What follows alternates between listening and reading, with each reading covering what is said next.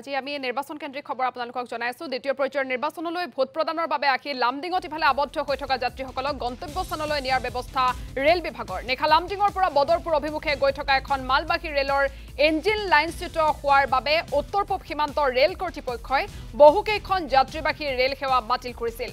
ঘটনাৰ প্ৰায় 15 ঘণ্টাৰ পিছত ৰেল কৰ্তৃপক্ষৰ ব্যৱস্থা গ্ৰহণ। বাংগালুৰুৰ পৰা আগৰতলা অভিমুখী আৰু ৰঙিয়াৰ পৰা শিলচৰ অভিমুখী দুখন ৰেলত আবদ্ধ হৈ থকা যাত্ৰীসকলক বিনামূলীয়াকৈ বাছেৰে নিয়াৰ ব্যৱস্থা কৰিলে ৰেল বিভাগে। ইয়াৰ মাজতে একাংশ ভুক্তভোগী ৰেল যাত্ৰীয়ে ব্যক্তিগত বাহনেৰেও শিলচৰ অভিমুখে যাত্ৰা কৰা পৰিলক্ষিত হ'ল।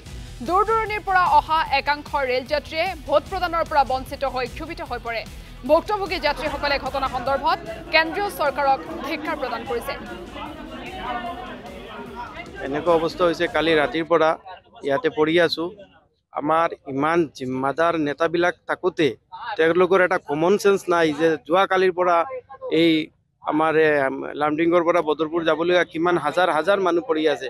আজি এটা বিশেষ দিন, যি দিনত মানুহে ভোট দিবৰ কাৰণেহে বহুত দূৰ দূৰৰ পৰা আহি আছে, কিন্তু তেখেতলোকৰ এটা কমন চেন্স নাই। আমাৰ অসমৰ চিফ মিনিষ্টাৰ ইমান জিম্মাদাৰ মানুহ, তেখেতে বহুত মেহনত কৰি আছে। কিবা মোক লাগিছে ইয়াতে এনেকুৱা কিবা এটা কনস্পিৰেচি হৈছে চাগে, নহ'লে জাষ্ট এটা ডিৰেল হৈছে এটা ইঞ্জিন, সেইখন ঠিক কৰোঁতে 24 ঘণ্টা সময় পাৰ কৰি দিলে তেখেতলোকে। কিবা এটা ষড়যন্ত্ৰ হৈছে চাগে, এইটো ভালকৈ ইনকুৱাৰী কৰিব লাগে। আৰু যিমান মানুহে ভোট দিব নোৱাৰিলে ইয়াৰ জন্য এই আমাৰ চেণ্ট্ৰেল গভৰ্ণমেণ্ট আৰু ষ্টেট গভৰ্ণমেণ্ট দুয়োজন জগৰীয়া হ'ব। ইমান না খাৱা দোৱা একো নাই, কিমান একদম ল'ৰা ছোৱালীবিলাক চব পৰেচান হৈ আছে।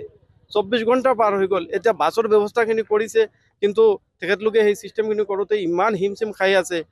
এনেকুৱা অৱস্থা হৈছে কালি।